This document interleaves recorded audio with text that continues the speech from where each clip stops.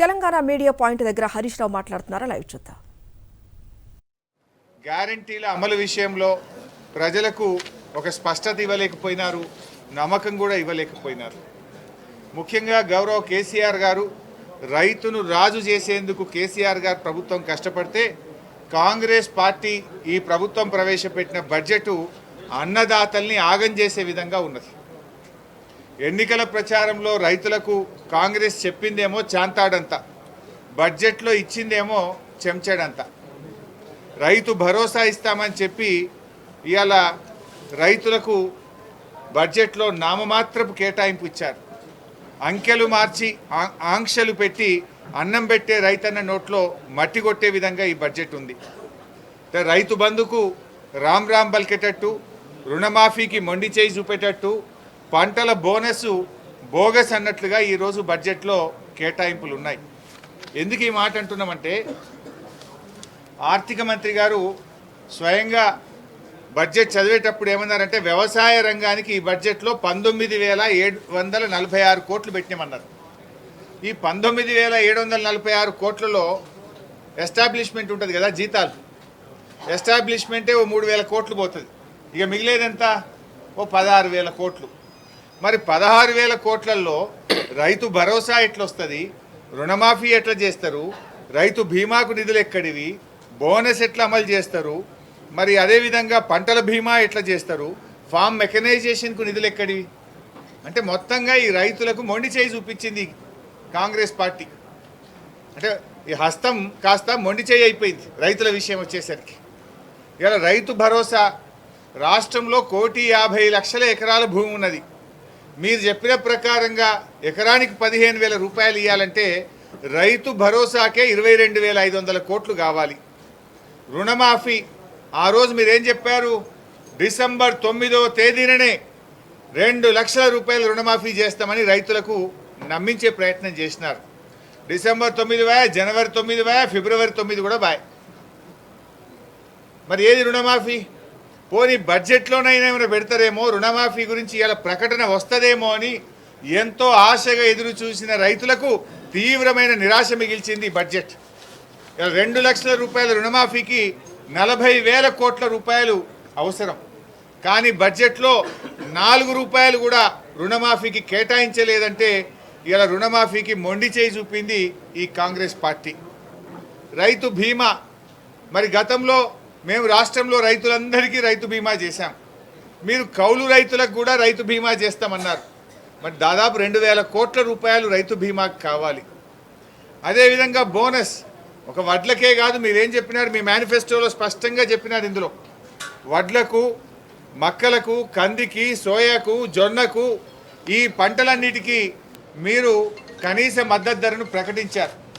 మరి ఆ ప్రకారంగా బోనస్ ఇవ్వాలంటే 15,000 కోట్ల రూపాయలు పంటల బోనస్కే అవసరం.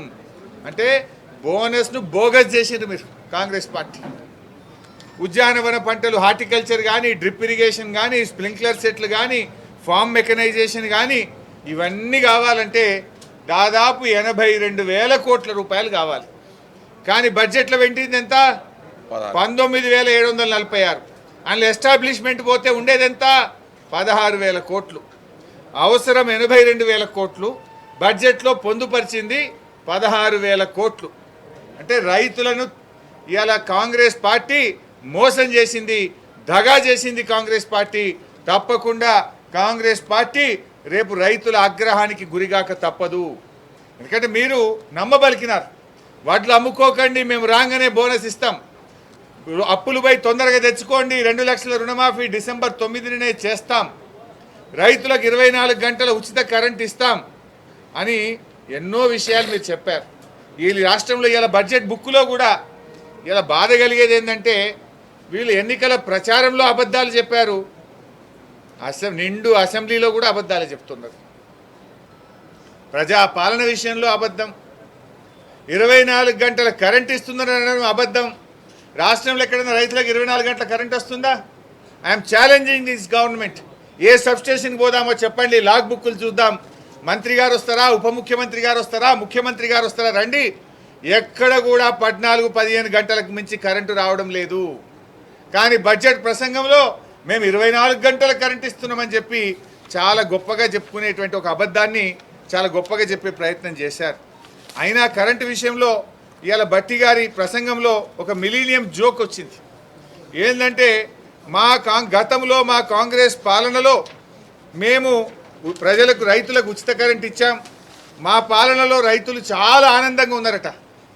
ఆనాటి కాంగ్రెస్ పాలనలో ఇచ్చిన కరెంటు మీద ఈ రాష్ట్రంలో రైతులు ఆనందంగా ఉన్నారా? దేనికి ఆనందం? దొంగరాత్రి కరెంట్ ఇస్తే ఆనందమా? దొంగరాత్రి కరెంటు పెట్టబోతే మీ పాలనలో పాములు గుట్టి తేళ్లు కొట్టి కరెంటు షాకులు కొట్టి రైతులు చనిపోతే దాంట్లో ఆనందం పొందారా? ఆ రోజు అర్ధరాత్రి పూట కరెంటు పెట్టబోయి ఎన్కౌంటర్ల పాలైనందుకు ఆనందం పొందారా? ఆనాటి మీ పాలనలో ఉచిత కరెంట్ అంటే ఉత్త కరెంటు, ఆనాటి కాంగ్రెస్ పాలనలో ఆనాటి ఉచిత కరెంటులో కాలిపోయే మోటార్లు పేలిపోయే ట్రాన్స్ఫార్మర్లు ఏ రైతును అడిగినా చెప్తారు. కానీ బడ్జెట్ ప్రసంగంలో నాటి మా కాంగ్రెస్ పాలనలో ఉచిత కరెంటు వల్ల రైతులు ఆనందంగా ఉన్నారనేటువంటి సత్యదూరమైనటువంటి విషయాన్ని ఇవాళ భట్టి విక్రమార్క గారు చెప్పారు. అంటే మొత్తంగా ఈరోజు చూస్తే రైతుల విషయంలో కేసీఆర్ గారు చాలా కష్టపడి చెరువులు బాగా చేసి ప్రాజెక్టులు కట్టి ఉచిత కరెంట్ ఇచ్చి రైతు బంధు ఇచ్చి రైతు బీమా ఇచ్చి మంచి సకాలంలో ఎరువులు ఇచ్చి విత్తనాలు ఇచ్చి పండిన పంట గింజ లేకుండా కొని రైతును రాజు చేసింది కేసీఆర్ అయితే రైతును మోసం చేసింది ఈ కాంగ్రెస్ పార్టీ. సో రైతులకు వీళ్ళు ఇచ్చిన హామీల ప్రకారంగా చూస్తే 82,000 కోట్లు కావాలి, కానీ బడ్జెట్లో ఉన్నది 16,000 కోట్లు మాత్రమే. అంటే రైతులకు దగా చేసిండ్రు, మోసం చేసిండ్రు. మరి అదేవిధంగా ఈ బడ్జెట్లో ముఖ్యంగా వీళ్ళు ఎన్నికల్లో ఏమని ప్రచారం చేశారు? మొదటి శాసనసభలోనే 6 గ్యారంటీల అమలు పైన మేము చట్టం చేస్తాము అని చెప్పారు. ఏది చట్టం మరి? ఎందుకు చేయట్లేదు? మొదటి సభ అయిపోయా, రెండో సభ వచ్చే 6 గ్యారంటీల మీద మీ చట్టం ఏమైంది అని అంటా ఉన్నా. మీరు శ్వేతపత్రాలతో కాలం గడపడం, గత ప్రభుత్వం మీద బురద జల్లే ప్రయత్నం చేయడం, విచారణల పేరు మీద కాలం వెలిబుచ్చడం తప్ప మీరు ఇచ్చిన మాట నిలబెట్టుకోవడం మీకు రావడం లేదు. ఆ రోజు మీరు ఊర్లలో పోయి ప్రజలకు మీరు నోటరీలు ఇచ్చినారు, బాండ్ పేపర్లు పంచినారు, మమ్మల్ని నమ్మండి అని బాండ్ పేపర్లు పంచారు. 2 లక్షల రుణమాఫీ డిసెంబర్ 9వ తారీఖే చేస్తామన్నారు. 15,000 రైతు బంధు అన్నారు, బోనస్ అన్నారు, 24 గంటల కరెంట్ అని ప్రజల్ని నమ్మించడానికి బాండ్ పేపర్లు పంచిన కాంగ్రెస్ పార్టీ ఇవాళ బడ్జెట్లో తేలిపోయింది. రైతులకు దగా చేసిండ్రు, ప్రజల్ని మోసం చేసిండ్రు. అసలు బడ్జెట్ ప్రసంగంలో ఎక్కడన్నా 100 రోజుల ప్రస్తావన ఉందా అండి? ఆల్రెడీ 60 రోజులు దాటిపోయింది, మిగిలింది 37 రోజులు. మరి ఎక్కడన్నా బడ్జెట్లో గౌరవ ఆర్థిక మంత్రి గారు చెప్పిన ప్రసంగంలో 100 రోజుల్లో మేము ఇచ్చిన హామీలు అమలు చేస్తామనే ప్రస్తావన ఎక్కడన్నా ఉన్నదా? అంటే దాన్ని బట్టి ఇప్పుడే కాంగ్రెస్ పార్టీ చేతులు ఎత్తేసింది. 100 రోజుల్లో మేము చెయ్యలేము అని